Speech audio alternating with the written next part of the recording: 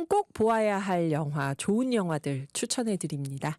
오동진의 시네마 레터, 영화평론가 오동진 선생님 모셨습니다. 안녕하세요. 안녕하십니까. 네. 선생님 요즘도 하루에 영화 두세 편. 네. 아하. 한 편 반. 한 편 반. 그래요. 네. 어제도 또 그제도 그렇게 보셨을 것 같은데 네. 요즘 어떤 영화 인상 깊나요? 아무래도 뭐 요새 뭐 난리가 난 영화, 브루탈리스트죠. 네. 왜 난리가 났을까요? 두 가지가 있습니다. 네. 3시간 40분짜리. 중간에 인터미션이 있습니다. 중간에 극장 불이 켜져요. 네. 그리고 화면이 정지되고 네. 화면에 다른 사진이 뜨고요. 이거 감독이 연출한 거예요. 아하. 그래서 영화 전체 구성이 1막이 그러니까 서막이 있고 그다음에 1막 그다음에 인터미션 2막이에요. 그다음에 에필로그가 있어요. 네. 그러니까 마치 그 오페라나 그렇죠. 연극의 어떤 구성처럼 이렇게 꾸민 거죠. 발레나. 네. 또 하나 놀라운 것은 이 영화가 140억으로 찍었다는 거예요. 140? 140억. 네. 이게 큰 거 같죠. 달러로 얘기하면 $10,000,000예요. 네. 탐 크루즈의 미션 임파서블은 약 5억 달러에 찍어요. 5천억이에요. 그러면 그렇죠? 이게 나름대로 그 동네에서는 저예산 초저예산이죠. 근데 영화를 보시면 이거 네. 저예산으로 찍었단 말이에요. 이렇게 생각이 들 정도로 대단히 그 입체적 구성이 뛰어나요. 그리고 세트, 미술, 거의 뭐랄까 이렇게 탓할 수 있는 그런 뭐랄까 틈새가 없어요. 그래서 이 감독이 초짜 감독인데 데뷔 네. 감독인데 데뷔 감독이요. 네, 데뷔 감독은 아니지만 두 번째 세 번째 네, 영화일 네. 거예요. 제가 사실은 굉장히 의심스러운 건 어떻게 데뷔 감독에 가까운 신인 감독이 이런 긴 장편에 대학을 만들어낼 수 있었을까? 그것도 적은 돈으로. 또 하나는 어떻게 대형 유니버설 배급이거든요. 네. 대형 배급사가 이 3시간 40분을 허용했을까? 아하. 두 가지 중에 하나죠. 작품이 너무 좋거나 네. 작품이 너무 잘 팔릴 수 있다고 생각하거나 확신해서. 후자는 안 돼. 왜냐하면 이게 극장에서 상영 시간이 안 나와요. 네. 극장에서 한 5회 정도는 상영을 해야 되는데 이건 2회밖에 안 나와요. 그렇죠. 3시간 40분짜리이기 때문에. 그래서 길게 안 하는 건데. 그렇죠. 그래서 지금 그럼에도 불구하고 그 평론가들 사이에서 엄청 화제가 브루탈리스트입니다. 자, 브루탈리스트는 이제 여러분들 아시는 분은 아시겠습니다만 브루탈리즘이 건축 양식 중에 하나고요. 네. 그러니까 영어의 그것도 좀 다를 거예요. 그 불어에서 왔다 그러더라고요. 우리 김희숙 씨가 잘 아시겠습니다만.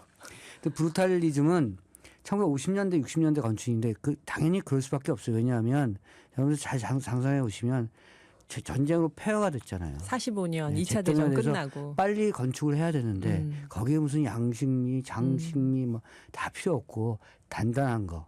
다시 폭격이 이루어져도 무너지지 않는 거. 빨리빨리 세울 수 그렇죠. 있는 거. 그래서 멋다리 하나 없는데 네. 그 멋다리 하나 없는 게 멋다리가 생기는 거 이런 네. 거죠. 그게 이제 여러분들 잘 아시는 안도다다오 건축이에요.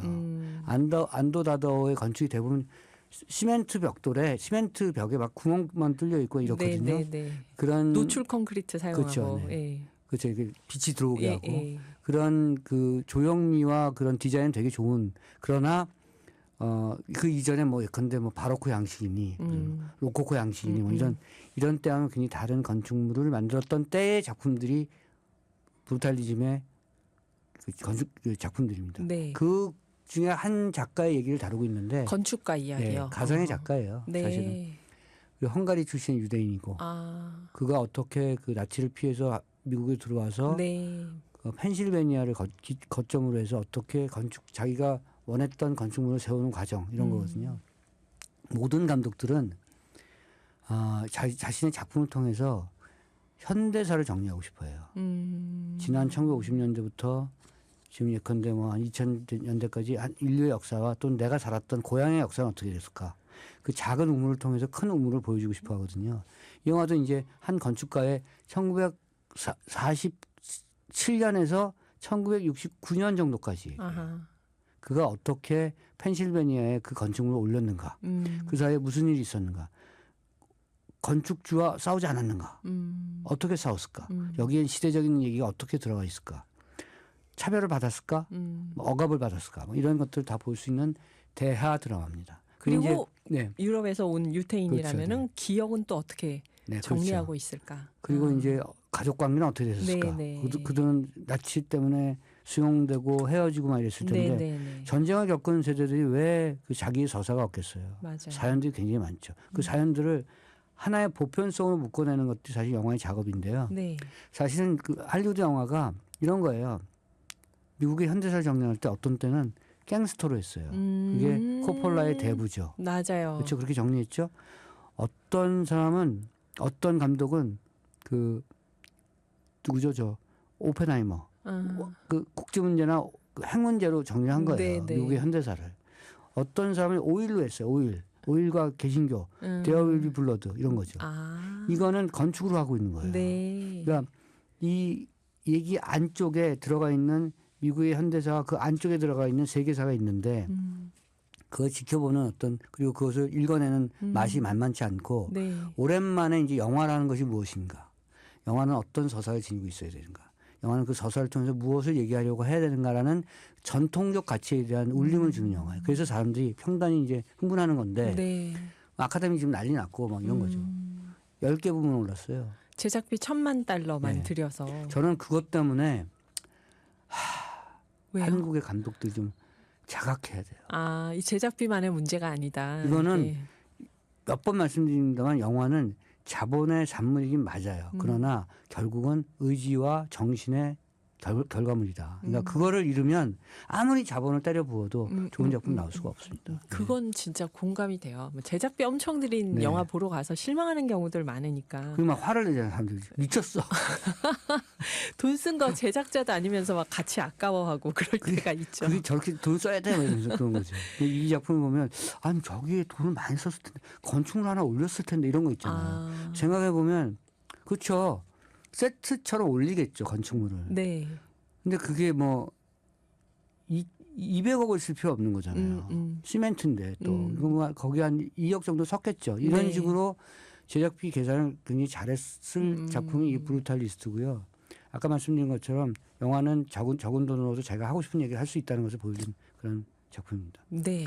작품상, 감독상, 음악상, 음악이 되게 좋아요. 음악상, 편집상, 뭐가 있지? 나무주연상, 여우주연상, 나무조연상 하여튼 10개 들어가 있는데 뭐 이렇게 이제 원래 이렇게 몰아치듯이 후보로 올라온 작품들이 대체로는 작품상. 이거 함부로 얘기할 수 없는데 네. 왜냐하면 지금 감독상 그 후보들이 너무 뛰어난 사람들이 많아요. 아, 감독상 후보가요? 그래서 감독상 그 경합이 너무 치열하기 때문에 그럼 이제 심사위원이 물론 이제 아카데미는 포를 합니다만 네. 자기가 투표를 하기 전에 그런 생각 하거든요. 아 내가 이 감독을 이 사람을 선택했기 때문에 작품까지 주는 건 아니지 않을까 이렇게 생각할 수가 있어요. 그래서 약간 갈릴 가능성이 있을 때 이 브루탈리스트는 작품상으로 갈 가능성이 높죠. 아, 작품상으로. 선생님은 그렇게 수상 가능성을 네. 보시고 네. 저는 아드리안 블로디의 아주 오랜 팬이라서 티모시 샬라메를 제치고 나무주연상을 탔으면 좋겠습니다. 에이드리안 브로디가 안 타면 이거 네. 폭동이에요. 그렇죠. 너무 티모시 살라메도 이번에 컴플리트 언론에서 물론 이제 밥 딜런 역할을 너무 잘했습니다만 네. 에이드리안 브로디가 예컨대 켄 로치의 빵과 장미 이런 데서 나오거든요. 맞아요. 그리고 뭐 피아니스트에서도 그렇죠. 나왔었고. 개념 있는 배우예요. 그리고 사실 코가 정상의 코가 아니에요. 유태인하고 네. 얼굴에 써 있잖아요, 네. 사실. 에이드리안 브로디를 안 주면 길이 없다 이렇게 저도 생각하고 있고요. 네. 여우주연은 굉장히 헷갈리는 사람들이 많고. 여우주연은 데미 무어 올라갔죠. 근데 이제 경쟁자들이 막강한가 봐요. 이 지금 그 아카데미 영화가 어느 지점에 와 있냐면 에밀리아 페레즈라는 영화가 있어요. 네. 이 에밀리아 페레즈. 트랜스젠더거든요. 그러니까 아카데미가 다 왔어요. 뭐 네. 여성 뭐 그 차별을 극복하는 지점은 다 왔거든요. 뭐 성소수자, 뭐 흑인, 인종, 민족 뭐 다 왔거든요. 네. 근데 트랜스젠더는 성소수자 중에서도 소수자예요. 여기까지 올 것인가? 아카데미가 정치적 전략적 선택을 할 수는 있어요. 거기다가 여러분들 제가 자꾸 이런 얘기해서 죄송한데 감독이 프랑스 감독 자크 오디아르예요. 예전에 그 프랑스 영화 중에서 굉장히 중요한 영화들 만들었던 프랑스의 중견 감독 중에 한 명이고 네. 브루노 디몬과 자크 오디아르는 지금 프랑스 2대 감독이거든요. 네. 프랑스 영화계하고 할리우드 영화계가 그렇게 사이가 좋지는 않아요. 근데 만약에 자크 오디아르에게 감독상을 준다. 그냥 할리우드가 약간 신호를 보내는 거예요. 우리 영화도 좀 받아, 뭐 이런 거죠. 우리 영화도 좀 받고 우리 영화도 좀 사, 뭐 이런 거죠. 그러니까 모든 영화상, 시상식이나 영화제는 자기의 영역을 확장시키는 데 목표가 있어요. 그렇죠. 기본적으로. 그런 산업적인 그렇죠. 목표가 또 있어요. 없을 수 없죠. 장사해야 되니까. 예. 그래서 저는 그런 측면에서 기생충의 우리 봉준호 감독한테 준 것도 정치적 선택이 있었거든요. 윤여정 선생님이 받은 것도. 그렇죠. 아시아로 넓히겠다 이거거든요. 그리고 아시아가 우리가 친화적인 한국하고 우리는 가까워 이런 거 보여줘야 되는 건데 이 프랑스한테 이제 신호를 보내는 경우로 에밀리아 페레즈를 감독상을 줄 가능성이 높다고 저는 보고 있는데 못하고 이제 저는 개망이죠. 저희 써놓죠 지금 작품상은 제가 봤을 때는 이 브루탈리스트 안 주면 이상하고요. 나무주연상 아드리안 브로디 받아야 되고 예. 여우주연상은 저는 사실은 이 에밀리아 페레즈의 카를라 소피아가 탈 가능성이 높다고 생각해요. 예. 이제 왜냐하면 근데 이게 헷갈리는 게 드미 무어는 자기 식구잖아요. 그렇죠. 그리고 이번에 굉장히 화제가 됐죠. 45년 동안 도외지했고 예. 못 받았던 배우고 브루스 리스가 죽어가고 있고 이런 동정표가 엄청나게 작동할 가능성이 있기 때문에 경합이에요.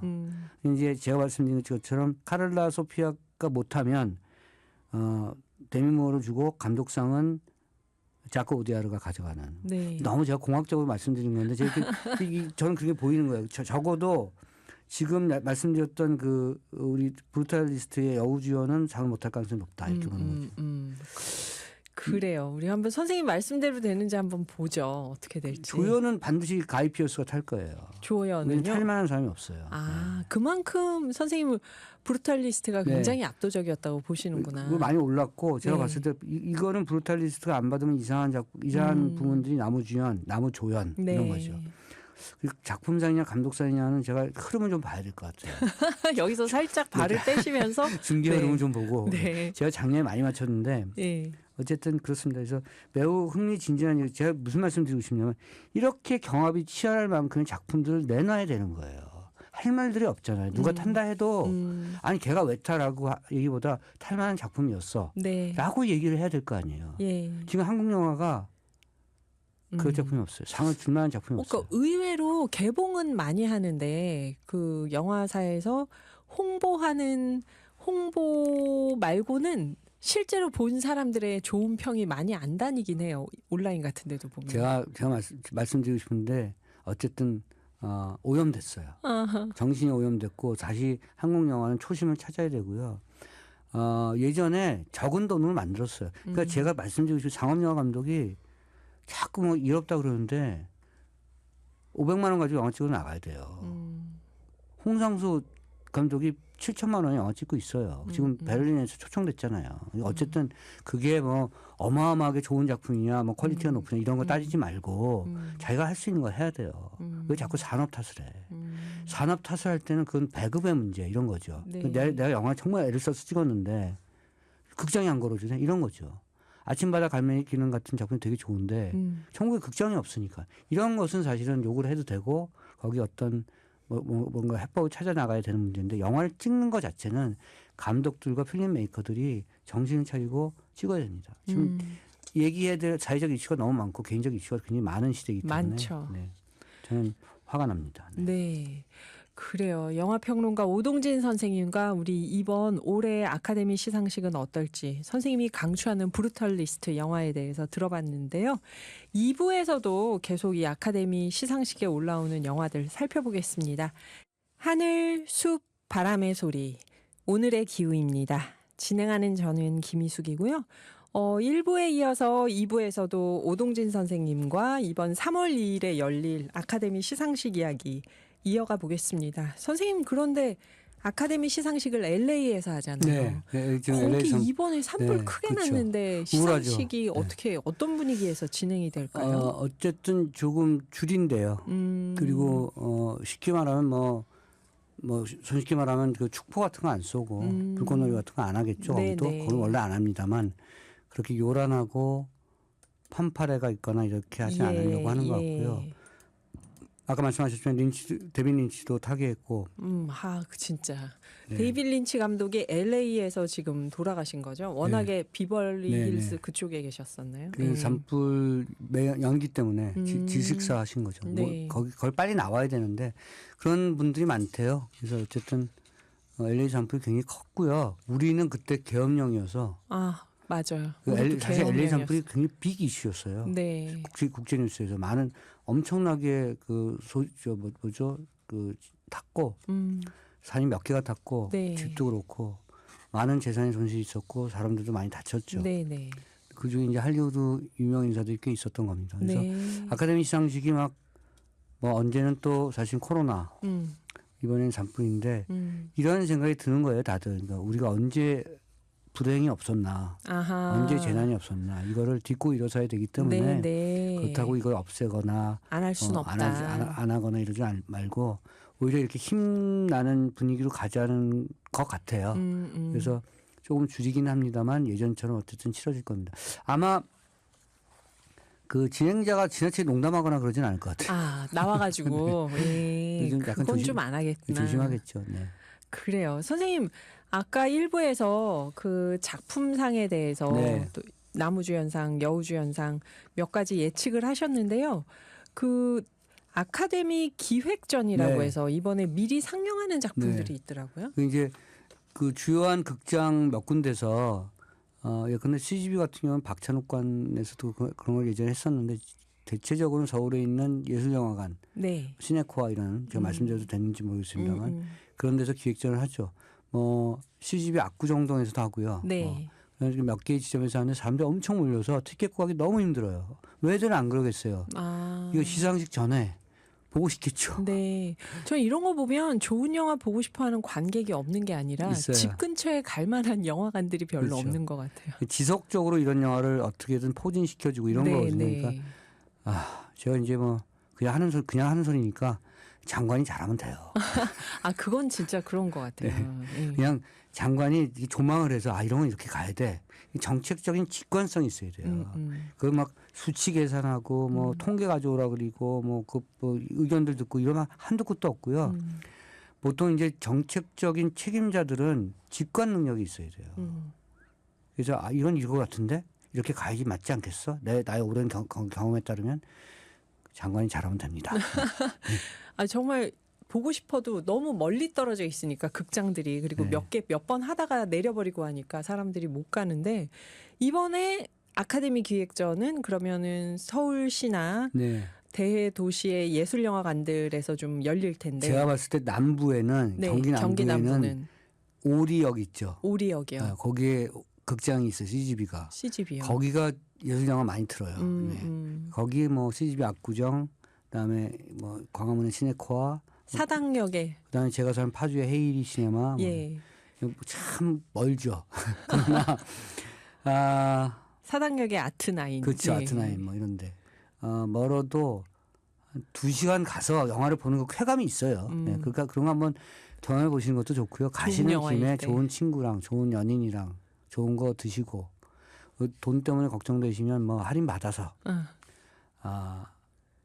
그러니까 배는 굶어도 영화는 보고 이런 정신적 만족도도 있으시니까요. 보시기 바랍니다. 제가 옛날 20대 때 그랬었는데 일부러 많이 안 먹었던 게 많이 먹으면 들어가서 졸릴까봐 안 먹고 그랬는데. 저는 요새 먹고 싶은 게 없대. 내가 그러세요? 김희숙 그런 쪽으로 가는 것 같아요. 점점 비건이 되시나요? 점점 생각해 보면 안 먹고 있어. 나도 오늘 하루 종일 안 먹고 있어요. 근데 비건이 굶는 게 아니에요. 그러니까. 비건이 채식으로 잘 먹는 거지 굶는 게 아니에요. 근데 어쨌든 먹고 싶은 게 없어진 게 예전에 제가 삼겹살 좋아하고 이러잖아요. 네.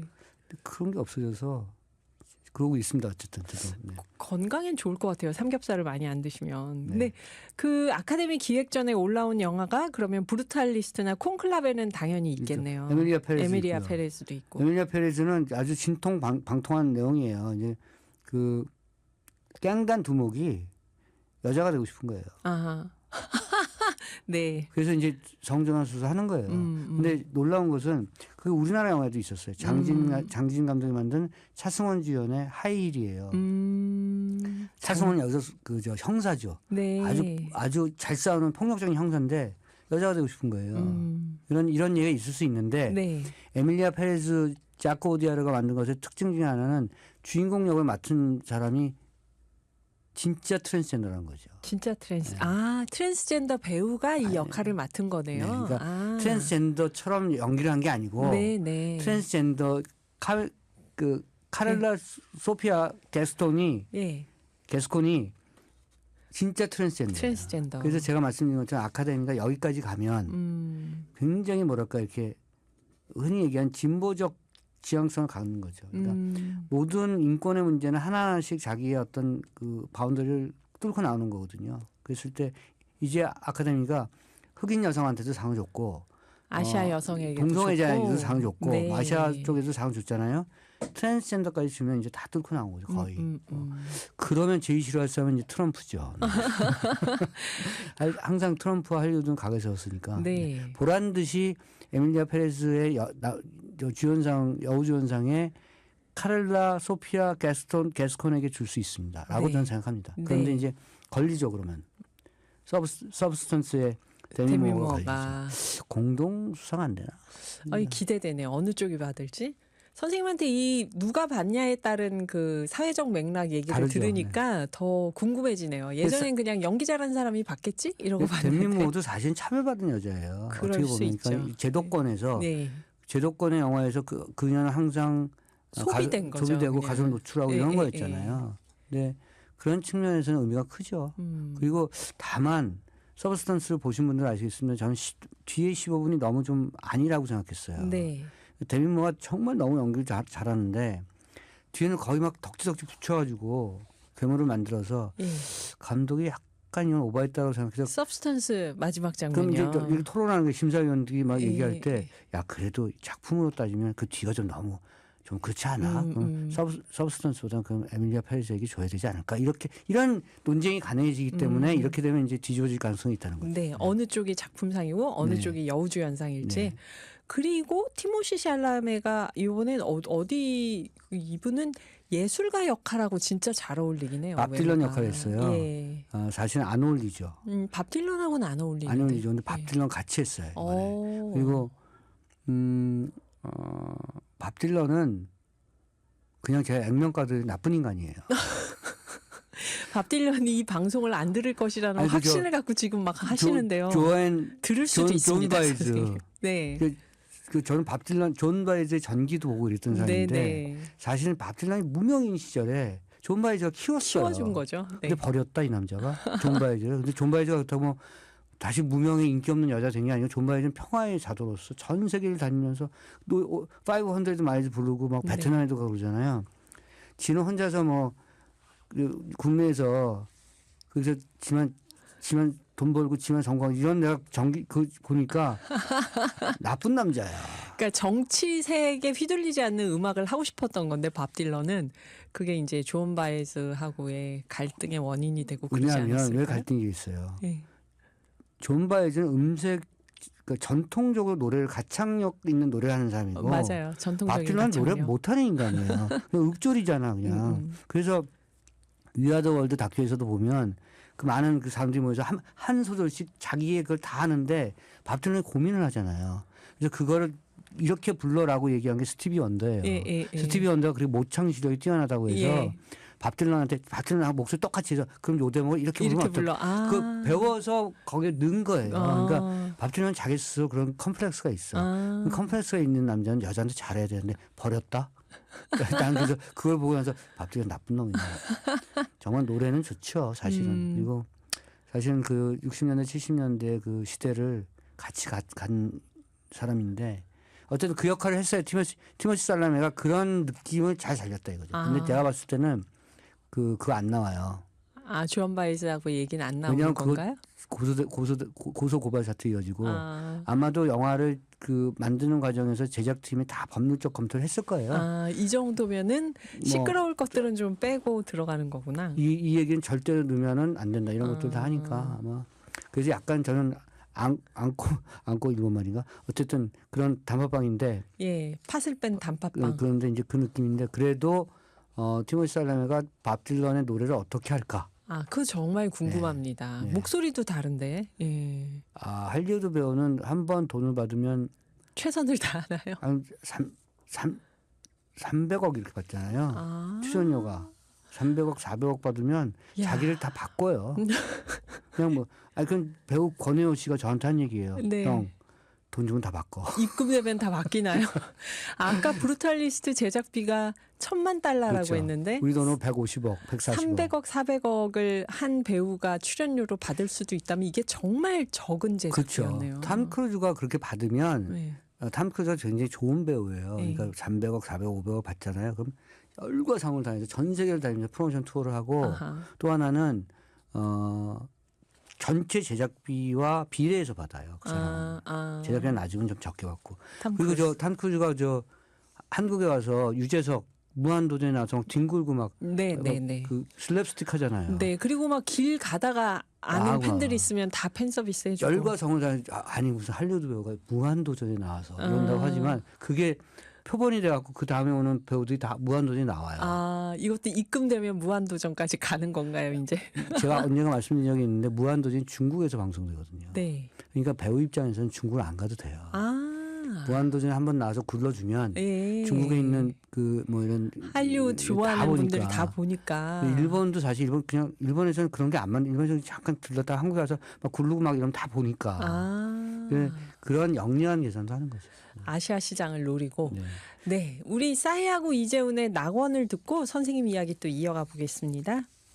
오늘 선생님 그러면 아카데미 기획전이라는 곳에서 에밀리아 페레스, 콘클라베, 브루탈리스트, 컴플리트 서브스턴스. 언노운. 네. 아, 컴플리트 언노운. 서브스턴스 아노라. 아노라. 안 보신 분들 좀 보셨으면 좋겠어요. 지난번에 말씀해 주셨죠. 아노라. 네. 그다음에 애니메이션 플로우라는 작품도 있는데요. 애니메이션이요? 전 이걸 몰라요.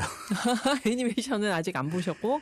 이상하게 제가 예. 그것도 열심히 봐야 되는데 이상하게 제가 안 보게 되더라고요. 아. 그래서 그냥 그래요. 이런 7편이 지금 아카데미 기획전으로 여러 예술영화관에서 상영이 되고 있습니다. 또 예술영화관 하면은 아카데미 기획전만이 아니라 네. 실제 또 다른 예술영화들도 있을 텐데요. 네. 지금 어떤 영화가 있고 뭘 추천하실지 더 폴 궁금합니다. 디렉터스 컷이 미쳤어요. 디렉터스 컷이요. 그게 지금 타샘싱 인도계 미국 감독이 만들었는데 네. 한국에서 이거 사실 재개봉이거든요. 근데 디렉터스 컷을 붙였지만 네. 10만이 넘었어요.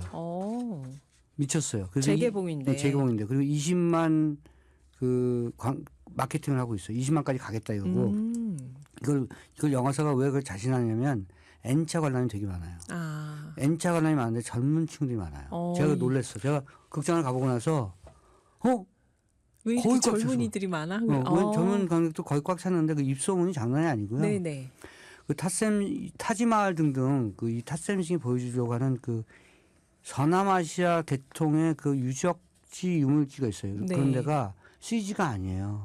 그걸 다 현지 헌팅 로케이션 한 거예요. 아하. 근데 그거를 제가 로케이션 했어요. 네. 근데 카메라는 항상 사람의 시선보다도 덜 담아요. 그래서 눈으로는 되게 아름다운데 카메라로 찍어내면 좀 그렇게 아름답지 않을 때가 있는데 거의 그대로 찍어낸 거예요. 그리고 촬영 기술, 그 표현의 방식 뭐 이런 네. 것들이 젊은 관객들을 깜짝 놀라게 하는 거죠. 이게 20만 간다는 건 굉장히 획기적인 흥행이라고 저는 생각을 하고 네. 이런 작품을 많이 보고 있다는 점에서는 긍정적 시그널을 좀 보고 있습니다. 그렇죠. 관객이 없는 게 아니죠 지금. 네, 이런 그렇죠. 영화가 없는 거죠 지금. 사람들 보고 싶은 영화를 찾고 있는데 서브스턴스도 거예요. 지금 30만 했고요. 그 아무리 뭐 지독하다 뭐 끔찍하다 이렇게 얘기를 해도 보러 가는 사람도 있는 거고 서브스턴스가 얘기하려고 하는 그 테마를 잘 이해하고 있는 거예요. 카라바조의 그림자는 물론 10,000 몇 명이에요. 카라바지오 그림을 보기 위해서라도 가고 싶은 영화. 10,000명이면 이걸 만약에 5천만 원에 들여왔다 그러잖아요. 네. 선생님 맞아. 제작자로서의 계산. 5천만 원에 들여왔다 그럼 10,000명을 모았다 그러면 4,100원씩 너무 객단가가 낮아요. 4,100원씩 계산하면 4,100만 원 들어온 거예요. 아직 900만 원 더 들어와야 되는데 더 들어오겠죠. 그러니까 손해는 보지 않은 거예요 현재. 내가 봤을 때는. 카라바조의 그림자의 카라바조를 사람들이 알까? 이런 얘기를 볼까라고 했는데 저는 이것도 굉장히 순조롭게 항해를 하고 있다고 생각하고. 예. 왜냐하면 저처럼 엄청 보고 싶은데 아직 못 간 사람들이 네. 있거든요. 아니 우리 김인숙 앵커가 저 히트맨 2를 보진 않을 거 아니에요. 네, 그렇죠. 그러니까 이 카라바조의 그림자를 봐야 되니까. 히트맨 2도 뭐 가서 시간 있으면 보긴 하겠지만 안 볼 걸? 일부러 가진 않을 것 같아요. 네. 10대 20대 초반의 그 연령층을 대상한 작품이라고 생각하고요. 네, 네. 물론 영화는 좋은 영화, 나쁜 영화는 없습니다. 그냥 다만 취향이 있을 뿐이다. 그 사소한 각자의. 영화와 덜 사소한 영화, 아하. 중요한 영화와 약간 사소한 영화인 거죠. 아, 그런 사소한 영화와 덜 사소한 네. 영화가 있다. 이 표현 좋네요. 이건 이제 그런 차이인데 거기서 이제 취향이 결합되면서 네, 이제 네. 그 보느냐 마느냐를 결정하겠죠. 근데 지금 예술 영화 중에서 제가 정말 화가 냈던 게 그 언데드 다루는 법. 언데드 다루는 네, 그 법. 진짜 슬픈 좀비 영화거든요. 네. 그 노르웨이 영화예요. 아, 그 북유럽 쪽에서 보면 항상 이상한 좀비 영화가 네. 한 번씩 나오는 것 같아요. 정말 제가 보면서 울었어요. 어. 아니 내 아들이 좀비가 돼서 돌아왔는데 이 좀비를 어떻게 해야 되지? 내칠까요? 막 얼굴이 막 좀비야. 근데 모성은 못 내쳐요. 근데 그게 어쩌면 우리가 서로 다르다고 생각하는 사람들 대하는 방식 또는 그 우리보다 못하다고 생각하는 핸디캡이 있는 사람들을 다루는 방식에 대한 매우 고차원적 방정식에 대한 얘기예요. 그리고 아이디어가 좋아요. 그러니까 좀비는 결국 좀비가 되는데 네, 네. 결국 좀비가 될 때까지 그 좀비를 어떻게 다뤄야 될 것이며 네, 네. 또 하나 제일 중요한 건 뭐냐면 사람은 누구나 상대에게 좀비 같은 인물이 존재일 수 있다. 맞아요. 내가 아무리 서로 사랑하는 사이여도 내가 어느 한 지점은 좀비 같은 데가 있을 좀비에 수 불과한 있어요. 거예요, 내가. 네. 근데 그랬을 때 어떻게 서로가 관계를 맺느냐 이런 거죠. 언데드 다루는 법. 좀비 영화가 나오다 슬픈 좀비 영화가 나온 거는 처음 봐서 예전에 슬픈 좀비 영화가 네. 웜 하트인가 뭐 그런 좀비 영화가 있었는데 남자가 좀비인데 착한 애예요. 네. 그래서 여자애랑 연애하게 되는 테레사 팔머라는 여배우가 나왔는데 그건 말이 안 됐거든. 근데 이건 말이 돼요. 아들이 좀비가 돼서 왔는데 시기가 지나면 좀비가 되는 거죠. 물어뜯겠죠. 네. 이제 이게 왜 좀비 영화 보면 무조건 사람 보면 덤벼 들고 막 물어뜯고 이러지 예, 않고 예. 좀비도 뭔가 이렇게 변화가 있는 거예요. 네. 그 변화를 우리가 어떻게 다룰까 이런 거죠. 이거 왠지 굉장히 은유적인 것 같아요. 부모와 자식 간이 사실 자식이 부모의 청춘과 많은 재력과 많은 부분을 그렇죠. 먹으면서 먹으면서 성장하잖아요. 또 하나 는 뭐냐면 부모가 이제 자식을 이런 상실감 우리 얼마나 많습니까? 그 상실감을 어떻게 객관화하느냐 이 수사학적으로 얘기하면 안 되지만 이 영화를 보고 있으면 결국은 스스로가 선택해야 되는 거예요. 내가 아이를 잃었고 아이가 죽었지만 그 아이를 정말로 깊이 사랑한다면 내가 최종적으로 그 상실감을 어떻게 내가 다뤄야 되는가. 나의 상실 어떻게 객관화시켜야 되는가를 영화가 감성적으로 보여주는 대목이어서 전 되게 좋은데 언데드 다루는 법. 2주도 안 돼서 떨어졌어. 그럼 이건 지금 보려면 OTT에 있나요? 아니면 한참 기다리면 어딘가에서 저하고 만나서 제가 계속 장면 얘기해주고 선생님께 장면 들어야 돼. 입장료 받고 극장 입장료 받고 이제 한 전기수가 돼서 얘기를 한 해주셔야 2주 정도 지나면 아마 네. VOD는 별로 의미가 없을 것 같아요. 네. VOD도 좀비 영화 싫어하시는 분들 많아서 아마 OTT에 올라오지 않을까 싶습니다. 네. 꼭 추천하실 영화가 한 편이 있다면요. 제가 지금 뭐 어쨌든 브루탈리스트도 있고 뭐 그렇습니다만 언데드 다루는 법도 찾으셔야 되고요. 그 OTT 중에 네. 지금 뭐 제가 자꾸 이런 말씀 드려서 죄송한데 뭐 그런 영화 다 싫다. 히트맨 뭐 검은 수녀들 뭐 브로큰 다 싫다. 재미가 없다. 그러면 항상 하시는 말씀 볼 영화가 없어 이래요. 네. 볼 영화는 있는데 극장이 좀 멀어서 그렇죠. 그래서 OTT를 가시려면 그 애플 TV에 사일로 같은 작품이 있어요. 사일로 시즌 2가 나왔어요. 네. 애플 TV 사일로. 네. 애플 TV 잘 안 보시잖아요. 네. 그럼 이제 극장 한 번 가는 비용으로 애플 TV를 아마 한 달을 보거나 이럴 거예요. 근데 애플 TV가 종종 좋은 시즌 드라마가 있습니다. 제가 좋아하는 누구죠? 여배우가 나오고 소리 안 나는데 어쨌든 제가 몰라서 안타깝네요. 네. 사일로는 특정 공간에 갇혀 있는 사람들 얘기예요. 밖에 나간 지구는 멸망했어. 또 행성은 이미 다 그래서 밖에 나가면 다 질식사를 하거나 죽는데 네네. 요 안에서 이제 사람들이 모여 살게 됐는데 사람들 사회가 그렇지만 늘 계급이 만들어지고 계층이 만들어지고 권력이 만들어지고 네. 탄압이 되고 독재가 되고 이런 거예요. 이런 얘기를 뚫고 가는 한 여자의 레베카 파워슨 얘기예요. 레베카 파워슨 이 사일로라는 시즌 드라마 때문에 미션 임파서블에서 죽었어요. 무슨 말씀인지 아세요? 네. 아웃했어 이제. 아. 제가 그래서 미션 임파서블 더 이상 안 보려고 할 정도로. 왜냐면 감독이 고민할 거 아니야. 왜냐면 이 여배우랑 그 촬영 스케줄을 맞춰야 되는데 네. 너무 바쁜 거 이쪽이. 근데 그러니까 여기 거기서- 찍을 수가 없어. 그러니까 그 미션 임파서블 시즌 7인가요? 7편에서 조기에 죽였어요. 그래서 내가 이럴 수가. 럴스 이럴 수가. 그래서 땅을 치면서 미션 임파서블 안 볼 거야라고 했지만 어쨌든 그만큼 레베카 파워슨이 이 시즌 드라마에서 큰 역할을 하고 있는 작품이고 매우 메시지나 드라마turg이나 배우의 연기나 다 합이 좋은 드라마입니다. 제가 사일로. 애플 사일로. TV예요. 네. 그래요. 우리 오동진 선생님 얘기 들어봤는데요. 예술영화관 멀리 있는 곳에 가서 볼만한 영화도 추천해 주시고 안방에서 네. 집에서 누워서 볼 수 있는 OTT 영화도 추천해 주셨는데 선생님 다음에도 또 귀한 시간 내주시기를 부탁드립니다. 매일 제가 거의 3시간씩 영화를 보고 있는 영화 네. 노동을 하고 있는 저를 생각하셔서 예, 한 2시간 가셔서 극장 찾으셔서 네. 좋은 영화 보시면 좋겠습니다. 한 달에 한 번이라도. 제발 플리즈. 그래요, 선생님. 감사합니다. 네, 고맙습니다.